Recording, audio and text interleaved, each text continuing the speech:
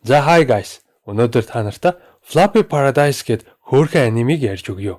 Лайк сабаа дараад комент үлдээгээрэй. Midori Akizu гэж ганцаардмал ажлаас өөрийг мэддгүй эмэгтэй байжээ. Нөөл стресс. Тэгээ хөөрхий хит их ажилласнаасаа болоод нас барчтай юм аа. Уйлаад амьдрал нь хитрхи богино ганцаардмал байсанд маш их харамсдаг. Тэгсэн бурхан гарч ирээд сүнстэй нуулцнаа. Астилон гэдэг ертөнцид хүмүүс бусад амьтдыг дарлаж амьдардаг. Манай Midori тэр ертөнцид дахин төрөхийг хүсвэл онцгой хүчтэй болгохч бурхан нэг даалгавар өгнө гэлээ. Тентхийн хүмүүсийг устгах ёстой юу? Үгүй юу гэдгийг нь шийдэх юм гинэ. Тэгээд бурхан ямар хүч хүсэж байгааг нь асуухад Midori ч нээхэн бодлого зөөлхөн хөвсгөр амьтдтай эрхэлж тоглодог болохыг хүсэж байна гэж хариулдаг. Бурхан баг зэрэг гайхсан ч бүх амьтад өөрт нь татагдж хайрлаж байхаар тийм супер хүч өгөөд манай хүнийг хариулж амжаагүй байхад нь Пангел тэр ертөнц рүү нэлгээчин. Ингээд манай хүн шинэ ертөнцид бяцхан хүүхэд болцсон сэрдэг. Ээж аав нь охиноо Нефертима Осве гэж нэрлээд Нема гэж дууддаг болжээ.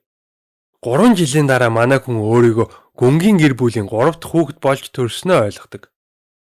Ах, эгч, аав ээж хөөрхөн нохоотойгоо зургуулаа маш аз жаргалтай амьдардаг. Нэг өдөр ээж нь хааны ордон орох ажилтай болж Немаг гэртээ үлдээж чадалгүй дагуулад явнаа. Ордонд очиод хамгаалтын шившлэг хийгээд томото байж байгаарэ гэд төр орхисон хойгоор манай хүн юу гэж томото байх вэ? Дагтаа дагаж яваад нэг том цагаан бартай таарчтیں۔ Охин ч айхгүй, баран ч уурлахгүй. Бүр унцан явж итэл нэг залуу ирж барны эзэн гэдгээ хэлээд манай Ларс сургуультай ч гэсэн аратан учраас аюултай шүүгээд Немаг буулгадаг. Тэгэд аав дээр нь хүргэж өгнө. Тэгсэн энэ залууг ханху гэдгийг дөнгөж мэдээ байж идэл бүр эзэн хаан хүрээд ирдэг шүү. Ээж нь охиныхоо бужигнуулсныг нь сонсоод ууралж ийснаа овоо нэгм тайвширна. Аав нь хөөрхий хилмигдээд хамт загнуулаад байгаа юм шүү. Дараа нь Нема ээж аавтайгаа хамт ах эгчийнхээ сургууль дээр очиход маш хүндэтгэлтэйгээр угтаж авна. Тэнд ах нь нэг залуутай шидийн цэргүүд удирдан тулдаж өрсөлдөгчөө амархан ялчна. Байжгаад дахиад ах дээрээ очисон чинь юм яриа зогсож исэн үсэндээ баантик зүүцэн гар ахын доромжлоод ундын. Нема сонсчоод дург нь хүрээд нөгөөхийг нь бас доромжлаа ичсэн чинь уурлаад өшөглөг гээд идэх шүү. Ральф дүүгээ хамгаалах гад бөөм болж итэл ханхуу ирж бүгд хүндтгэн ёслоно. Ханхуу баантиктай гарыг Немаг зохих гээдсэн үгүй юу гэхэд үгүй би өстө тэгээгүйгээд гүрийгээд идий. Ханхууч энэ хүүхдээс хол байгаарай гэж хэлээд дахиж түрүүнийх шиг үйлд гарахгүй байхыг сануулдаг. Тэгээд тэрч авснаа чи хар нүдтэй юм уу гэхээр нь Нема үгүй штэ гэж худлаа ярьчнаа. Хар нүд энэ ертөнцид хэвийн бос тооцогддсон байна л да. За тэгээд бүгдээрээ ихчийн шалгалтыг үзэхээр явна. Даалгавар нь иж хидийн тойргоос гарч ирсэн мангасыг ялах. Тэгсэн асар том галт руу гараад ирэхэд бүгд цочирддаг. Ийм айхтар амтан гарч ирэх ёсгүй байна л да. Карна их чинь галын шид сайтаж усны шидийн шадар муу юм бэлээ. Тэгэхээр луугийн эсрэг үзэж чадахгүй болж байгаа. Гэхдээ л Карна өөртөө итгэлтэй харагдана. Нема зориг гаргаж амтд намайг хайрладаг болохоор лууч гэсэн тийх байх гээд гүйж очиод өнрөөс үсэрсэн азар иж шидээр авруулдаг. Тэгээд лууны зүг гүүгээд л байла. Бүгд л болооч гээл хашгирсан манай хүн тоохгүй гүүгээл байна. Луунд ойртож очингуудаа эргэж хараад бүгдд нь энэ лууг хинч гэмтээж болохгүй шүү гэж хэлтий. Энэ үедээ Нема лууны хэл мэддгийг ойлгоно. Тэгсэн луу ингэж ийна. Намайг зөв зүгээр байж хахад гинтэлд удаж авчирсан. Ингээд тулдах хэрэгтэй болж байгаа нь утгагүй байна. Тэгсэн Нема би зүгээр л чамайг илмээр байна гэж авдий. Лууч яасан сонир хүүхэд вэ гэсэн мөртлөөл бүхийж өгдөг. Нема луунд таалагдж чи том болоод миний эзэн болоорой гэд нэг бөмбөлөг өгнө.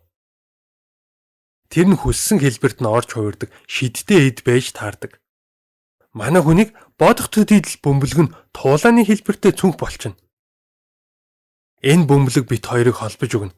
Чи надтай холбогдож миний шидийг энүүгээр дамжуулж хэрэглэх боломжтой шүү гэдэг. Энэ лууны нэрийг Сол гэдэг. Үүний дараа Немаг аав ээжтэй дуудаж уулздаг. Энэ охин чинь аюултай хүн болж улс оронд минь аюул авчрах юм биш үстэй гэж асуухад аав нь өөрийнхөө нэрээр тангараг өргөж манай охин тийм юм хийхгүй гэж амлана. Хааны шидтэн түрүүний луг бурхан өөрөө дуудаж ирүүлсэн. Шившлэг гаргагч өөр хамаагүй гэж тайлбарладаг. Хэсэг хугацааны дараа ханхүү Нямаг өхөрдөж Ларстай тоглуулж байтал бар охин хоёр унтаад өгсөн байваа. Ордныхан бүгд Ларс Няматай ямар амар тайван байгааг хараад энэ охиныг хяналтандаа аваад дайн тулаанд ашиглах хэрэгтэй юм биш үү гэж шивнэлдэж эхэлдэг. Хөлөг баатруудын удирдагч Нямад хувийн хамгаалагч авсан дээр юм шүү гэд сүмийн санваартан болохоор охиноо манай сүмд өгчих бид хүмүүжүүлээд шидтэн болгоод өгье гэдэг. Энэ дими яриануудад аав нь ууралсан ч маш тайвнаар гэм зэмгүй хүүхэд болохоор л амьтад хайрлаад байгаа байхаа л гин.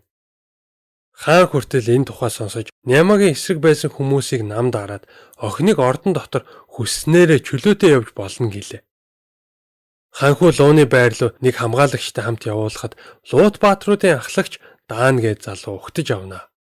Няма луунуудыг нь ямар гоё юм бэ гэд чин сэтгэлээсээ биширч илмээр санагдсан ч Дааныг татгалзах байх гэд хэлж чаддгүй.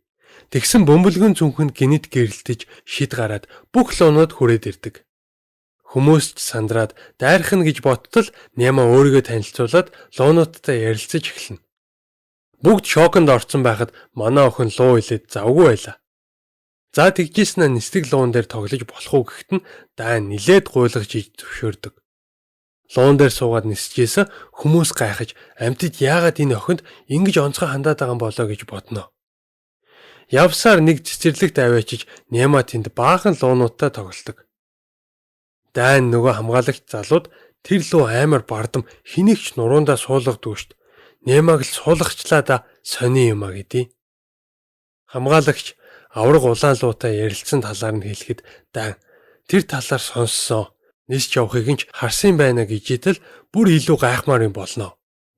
Няма Ларсыг унтсан араасаа луунуудыг дагуулад хүрээд ирдэг. Тэгэд үнэхээр хөвгчлээ байсан шүү. Луунуудыг илэх яста гоё байсан гин. Маргааш Няма араатнуудын байр руу очлоо. Тэнд араатны цэргийн ахлагч Лес гээд залуутай уулзна. Лес улаан лууны түүхийг сонсоод нилээн гайхаж болгоомжилдаг. Дагуулаад дотгошоо ороход нээх гой сафари парк шиг газар байх юм. Тэнд сүргийн ахлагч Уваас гээд бормор байна. Жаахан их зантай гин. Няма хүртэл тоохгүй эдийн. Лес тэр морийг амиа гар гэсэн нөгөөтг нь гомдоо наачнаа. Няма тайвшруулж Лес ч уучлах байдаг. Дараа Няма Хью гээд морийг нь унаж үзээд ийм гоёмор ахад минь л тохирондоо гэж бодно. Тэр хэд адууны байрыг тойрч янз бүрийн амьтад харж явтал гинэт зэрлэг гахаан зулсгнууд довтлоод ирсэн нөгөө их цанд тэднийг авардаг. Няма Уваасд талархлаа илэрхийлэхэд Уваас ч өөдөөс нь ээлдгээр хариулсан чинь Лес бүр гайхчт юм а. Яагаад сүргийн ахлагч танихгүй охинд ингэж ээлдэг ханддаг үлээ гэдэл. Цаашаа явж Вакан нэртэй эндхийн хамгийн хурдан амьтдын сүргийг харна. Ихэвчлэн яаралтай үед илч маягаар ашигладаг гинэ. Нямач дураараа зан гаргаж эднэрийг унаж үзээлгэн.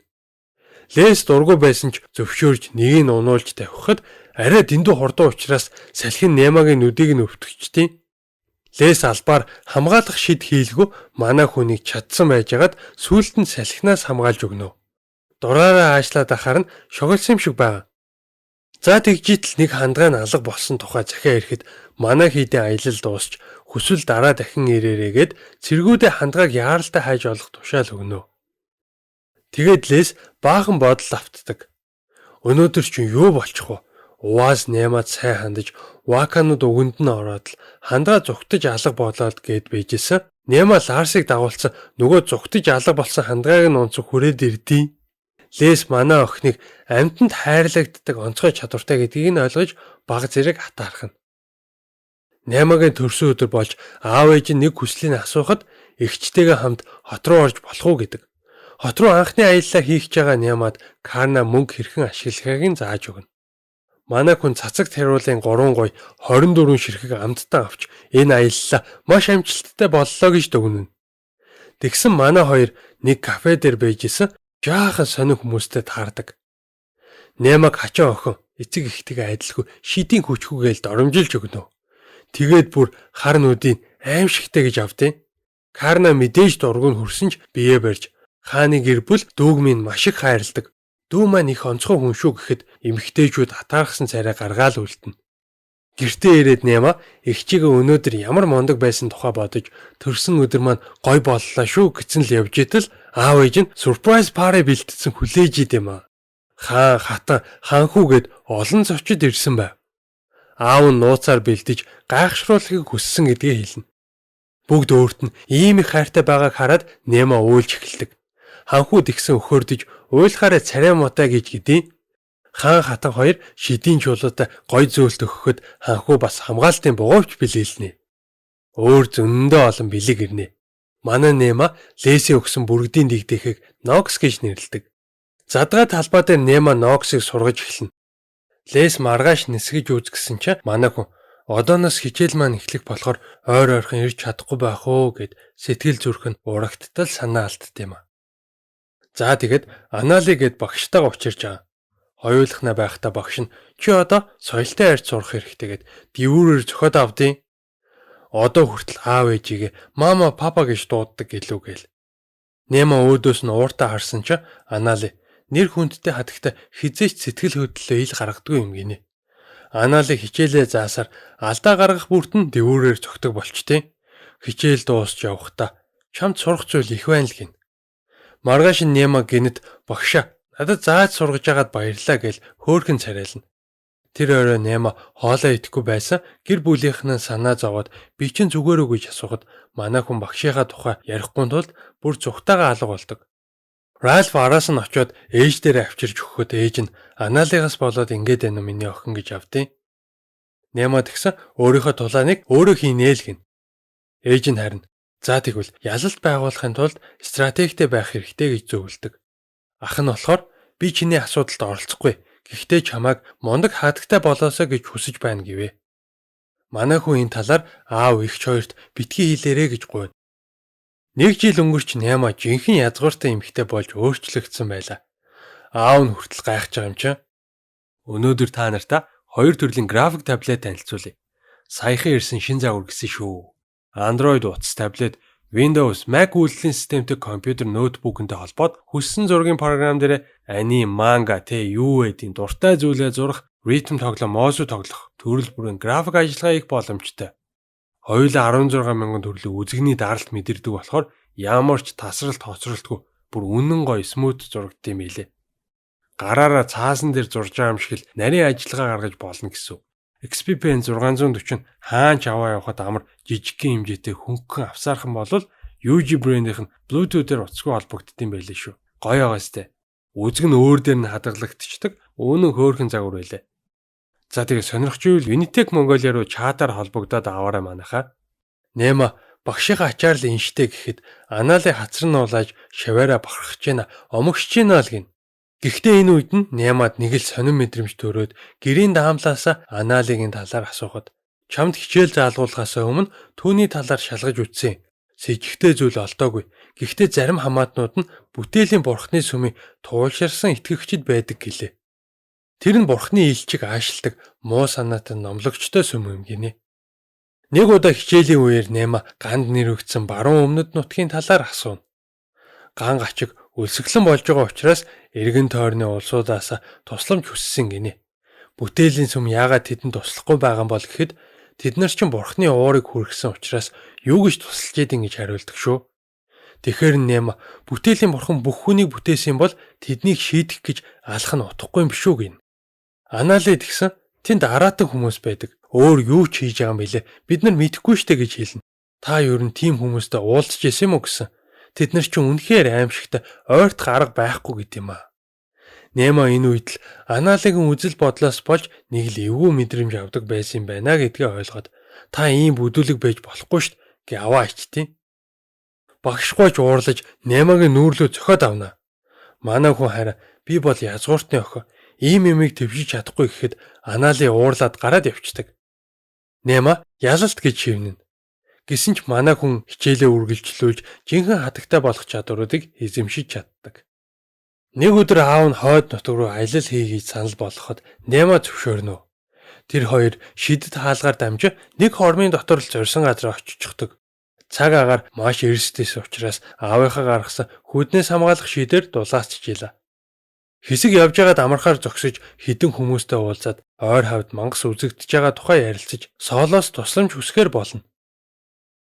Няма тулаатай цүнхээ ашиглаж луудаагаа холбоо барьж болсон явдлыг тайлбарлахад тэр хавьд мангас байх ёсгүй дээлгэн. Тэгэхээр нь аав нь хэн нэгэн албаар зохион байгуулад байгаа болоо да гэж сэжгэлдэг. За тэгээ аяллаа үргэлжлүүлж явах замдаа гэмтсэн туулаа олноо. Хүмүүс цусныхын үнрээр мангас дагаад ирнэ. Аюултай. Энд орхиё гэд хичнээн хэлсэн ч Няма аавынхаа үгнээс зөрж туулайг авахар гүйдэг. Тэгж явж байхдаа гоблинуудад баригдчихлгүй яах вэ? Манай хүнийг аваад бүр үүрлэгөө явцгаачна. Нэг газар аваачид хорьсон Пино гэд ногоон өстэй хүү дүү Нинотойгоо байж гинэ. Аавыгаа ирж аврахыг хүлээсэн өлсөд болдгүй дээ.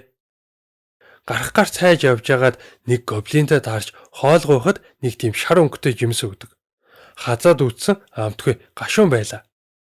Гоблин эхлээд хальсыг хуулах хэрэгтэй гэхээр нь Няма өөрт байсан хутгаараа цэвэрхээ хальсалсан чинь гоблинууд хараад дуурайгаад эхэлт юм аа. Тэгээд бөөн баяр болж байгааг нь хараад Нямагийн игдүүн хүрээд эднийг яагаад ч устгуулж болохгүй байна гэж шийднэ. Тэгэд гоблинуудын удирдагчтай уулзсан маш том битэж ийдэг гар байв. Яагаад дахиад хүүхэд тулгаалчва гэд нөгөө хэдэн гоблинуудыг загинжина. Няма яагаад хүүхдүүд тулгаалаад байгааг нь асуухад бид нар зүгээр л асарж байгаа юм л та гэж авдیں۔ Хөөхий эднэр ч хүмүүст хөөгдөд өмнөх үүрээ орхиод явсан гинэ. Няма санаа зовж тэр хүмүүсээс өшөө авахыг хүсэж гэнэ үү та нар гэж асуухад үгүй зүгээр л буцаад ойдоо амьдрмаар байна л гэцгэн. Тэгэд манай хүн тэднийг аврах төлөвлөгөө боловсруулдаг. Гоблинуудын аюулгүй амьдрах цорын ганц арга нь хүнтэй гэрээ байгуулах. Харин өнөөдөр бол аавынх нь уурыг давж амьд гарах хэрэгтэй байлаа. Няма төлөвлөгөөнд Пино, Нино хоёрыг багтаацсан. Тэр хоёрыг гоблинуудад хөөгдөж байгаа юм шиг царайлаад гүүхээр нь хөлөг баатрууд хамгаалах нь тодорхой. Харин тэр хооронд Няма аавтайгаа ярилцаж учир байдлыг тайлбарлахын гинэ. Тэгсэн Пино дүүгээ аюулд оруулахыг хүсэхгүй байгаа учраас татгалздаг. Хамгаалтын шид хийн гэж амласан ч хүлээж авдаггүй. Харин азар Нино дүү нь өөрөө тослно гэж зөвшөөрөхөд бүгд гайхаж байгаа юм чинь. За тэгээд аавыг нь хүрээд ирэнгүүт хүүхдүүд агуу дотроос гүйж гарч ирэхэд зарим хүмүүс хүүхдүүдийг хамгаалж үлдсэн хэсэг нь гоблинуудыг хөөж аав нь харин гоблинуудын ахлагч руу шууд дайралгүй яах вэ? Тэгснэ гэнэт энэ ахлагчийг Нямагийн шид хамгаалж байгааг анзаарч охиноо дуутахад гарч ирээд уучлах гойдог. Энэ үед цэргүүдийн зарим нь дахин дайрахад Нямагийн шид гоблины ахлагчийн амийг нь дахин нэг удаа авард юм а. Няма аавда гоблинуудын өөрөө орхисон шалтгааныг нь хэлж бүгд тайвшраад байж тал нисэж явсан Нокс гинэд аюул ирж байгааг тохиолон хашгирч үнэхээр аимшигтай мөсөн аалз гараад ирвэ. Аав нь хүртэл хайж байгаа юм чинь. Гоблинуудын удирдагч аалцтай тулдгаар гарч ирэх үед Немо мөсөн аалзныг өлсөж сандарсан байгааг нь мэдэрнэ. Өлсөж байгааг нь ойлгож болох ч юунаас болж тэгтлээ сандраад байгааг нь ойлгохгүй. Аалз ихэндээ лаажсэн ч гоблин ахлагчийн толгойг яг цохих гэж идэл нисэж байгаа юм шиг үсрээл явцдаг. Тэгээд өндрөөс хүчтэй бууж аалзны толгоор нь бүх хүчээрээ цохино. Ялчлаа гэж бодоод тайвширсан байж тал аалз гэнэт өсөрч ахлагч руу дайрдаг. Немо энэ үед хэрвээ гоблинуудын ахлагч ялагдвал бүх гоблинуудыг устгах байхтаа гэж бодоод сандарна. Тэгсэн нөгөө том аалзыг ч гоблины ахлагч өргөж аваа шийдчихдээ. Немагийн хамгаалтын шидийн ачаал амьд үлдлээдэг гин. Мөсөн аалз өгөхийн өмнө манай хүнд дуу хоолой сонсогдож би хүүхдүүдэд хамгаалахыг л хүссэн юм гэхэд Немо түүнийг зулцахтай байсныг нь ойлгоно. Дэрэгдэн ирсэн бяцхан аалзыг хараад ээж аалз яагаад сандраад байсныг нь одоо л мэдрэх шиг болд юм а. Аалз өгөх үед Немо маш их шаналн уйлж аав нь охиноо тэрвэрч тайвшруулахыг оролдоно. Дөнгөж тайвшраа байж итл гоблинуудын ахлагч хар ивэртэй хөх цэнхэр үстэй хүнэрхүү юм болж өөрчлөгдөнө. Немо соолтой холбогдож энэ гоблин маань юу болчихвоо гэд асуусан. Би өөрөө очиж харж агаад хариу өгөө. Сайн мэдэхгүй байна гэдээ. Бяцхан аалзыг хамт явах уу гэд асуусан. Мөрөн дээр нь авираад ирдیں۔ Тэгэхэр нь манай хүн бодож байгаад Гратия гэдэг нэр өгсөн чинь духан дээр нэг ийм тэмдэгтэй олчноо. Немо гэмтсэн туулайгаа эргэж очиход бүрэн эдгэрсэн байдаг. Энэ туулайг тижээмээр байна гэсэн аав нь зөвшөөрдгүй. Байгалийн амтныг хүчээр авч тижээж болдгоо маа л гэж байна. Тэгэхэр суллаж явуулчаа байжсэн Нокс чамд би байгаа штэ гэсэн шиг л толгой дээр нь ирээ суучдаг. Немо гэнэт Гратиагийн тухай хэлэх хэрэгтэйгээ санаж харуулсан чи аав нь яаж байгаа юм бэ? Айгуу дураараа юмаа гэд дургуутсан. Яг энэ үед нь гоблинуудын удирдагч ирээд амьтад ба мангасуудын ялгааг тайлбарлаж өгдөг. Мангасууд бол жирийн төрлийнхөө гэмтэлтэй хувилбарууд, гоблинууд бол хүний алдаатай хувилбар, харин мөсөн аалз жирийн аалзны алдаатай хувилбар юм а. Тийм ч учраас сул дорой байдаг. Хүчирхэг болохын тулд мангасууд заавал нэртэй байх ёстой. Тэр тусмаа хүчтэй хүнээс нэр авсан мангас бүрч хүчирхэг болдог гэж тайлбарлана. Тэгээд манай хэд Пино, Нино хоёрын хамт аяллаа үргэлжлүүлдэг. Энэ үеэр Сол ирээд гоблины ахлагчийг судалж шинээр хувирсан дүр нь Оны арай биш байна гэж хэлдэг. Яагад гэвэл Онинууд элементал шид ашиглаж чаддгүй гинэ. Тэгсэн гоблины ахлагч элементал шид гэж юу байдгийг ч мэдэхгүй. Сол шавар хүүхэлтэйнүүд дээр туршилт хийж заах гэсэн чи бүх элементал шидийг баруун солгоогүй ашиглаад хүүхэлтэйнүүдийг бут нэргээд байдаг шүү. Бүгд шок. Нема санаандгүй гоблинуудын ахлагчийг Шинки гэд нэрлэлсэн чинь айгүй дуртай хүлээж аваад Немаг эзнэ гэж зарладаг. Манай хүн аавда хүн ба мангасуудын эв найрамдалтай зохицон амьдрах тухай өөрийнхөө төлөвлөгөөг танилцуулна. Яг одоо тулгараад байгаа гол асуудал нь мангасууд орон гэр амьдрах газраа алдчихад байгаа. Энийг шийдэхин тулд ой дотор тэднэрт зориулсан амар тайван амьдрах нутаг оноож өгөөд хамгаалтын зурвасаар хүрээлж тоо толгойн хит ихсвэл адал явдал хайгчид сургуулийн бүс болгон ашиглаж болно мэстэй гэдэг. Аав нь дараагийн ажилдаа явах болж Шинкигээс тусламж хүсдэг. Шинээр эзэмшсэн элементал чадварууд мангасын талаарх мэдлэг нь үнэхээр хэрэгтэй байлаа. Шинки хэсэг эргэлзэж амьдрдаг газраа удаан хугацаанд орхино гэхээр хэцүү байсан ч Нямад нэг нөхцөлтэйгээр зөвшөөрөхөр болно. Тэр нь өөрийнх нь дараа орох хүчтэй гоблин нэр өгөх байв. Манай хүнч чадах юм чин гэж зөвшөөрч хоёр дахь хүчтэй гоблин охинд Сузуко гэдэг нэр өгдөг. За тэгээд баясцгаасан байжсэн өөр нэг гоблин гарч ирээд бас нэр авъя л гин шүү. Сузуко тэгсэн наадах чи амар суугчтай гэд тоохгүй царилсан ч Нема нэр өгөхөөр шийдэж ямар нэртэй болмоор байна гэж асууна. Өмнөх сүрэг нь устгагдж одоо шинэ сүргээ хамгаалахын тулд хүчирхэг болохыг хүсэж байна л гин. Нема суг нөхрийг дэмжихийн тулд нэг нөхцөлтэйгээр нэр өгөхөөр болдог. Дараагийн удаа уулзахдаа ганцаараа бие дааж зэрлэг гахаа агнсан байгаараа гэхдээ гоблин зөвшөөрч Нема Тауки буюу тэмцэгч оогор гэсэн утгатай нэр өглөө.